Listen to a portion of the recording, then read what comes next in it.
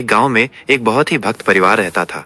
उनके पास हर सुख सुविधा थी, लेकिन उनकी सबसे बड़ी दौलत उनके लड्डू गोपाल जी थे। पूरा परिवार सुबह शाम बड़े प्यार से उनकी पूजा करता, उन्हें स्नान कराता, भोग लगाता और उनकी आरती गाता था। घर का हर शुभ काम लड्डू गोपाल जी की पूजा से ही शुरू होता था। गर्मियों की छुट्टियां आईं और बच्चों ने घूमने जाने की जिद की। परिवार ने यात्रा पर जाने का फैसला किया, लेकिन अब मुश्किल ये थी कि लड्डू गोपाल जी की देखभाल कौन करेगा। घर के बड़े बुजुर्ग साथ नहीं जा रहे थे और घर खाली रहने वाला था। कुछ लोगों ने कहा कि भगवान अपना ध्यान खुद रख सकते हैं।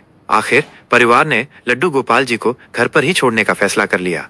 वे उन्हें मंदिर में अकेले छोड़कर छुट्टियों पर निकल गए। दिन बीतते गए। जो लड्डू गोपाल जी रोज स्नान करते थे, जिन्हें नए कपड़े पहनाए जाते थे और भोग लगता था, अब वे अकेले थे। घर में कोई दीपक नहीं जला, कोई भोग नहीं लगा और न ही कोई आरती हुई। घर की चिड़ियां भी हैरान थी कि आज इस घर का दीपक क्यों बुझा हुआ है। समय के साथ भोग न मिलने से उनकी मूर्ति पर धूल जमने लगी। पूरा घर उदास और सुना सुना लगने लगा। करीब 10 दिन बाद परिवार वापस लौटा। जैसे ही वे घर में घुसे, उन्हें एक अजीब सी उदासी और भारीपन महसूस हुआ। घर में वो खुशी और रौनक नहीं थी। माँ सीधे मंदिर की तरफ गईं और लड्डू गोपाल जी को देखकर फूट फूट कर रोने लगी। उनकी मूर्ति पर धूल जमी हुई थी और वस्त्र अस्त व्यस्त थे। ऐसा लग रहा था मानो उनके प्यारे ठाकुर जी भूखे और प्यासे हैं। पूरा परिवार खुद पर शर्मिंदा था। सबकी आंखों में आंसू थे। उन्होंने हाथ जोड़कर प्रार्थना की, गोपाल जी, हमें माफ कर दीजिए। हमने मूर्खता की कि आपको अकेला छोड़ दिया। उस रात माँ ने सपने में देखा कि लड्डू गोपाल जी मुस्कुराते हुए उनके सामने आए और बोले, मैं तो हर जगह हूँ, मुझे कोई भूखा प्यासा नहीं रख सकता। यह तुम्हारी परीक्षा थी।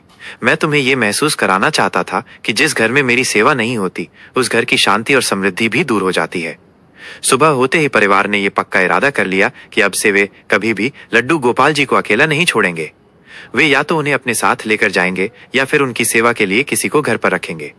उस दिन के बाद से घर में और भी ज्यादा श्रद्धा और प्यार से ठाकुर जी की सेवा होने लगी।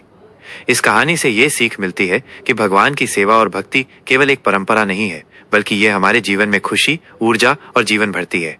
अगर हम भगवान को भूल जाते हैं तो घर से सुख शांति भी चली जाती है।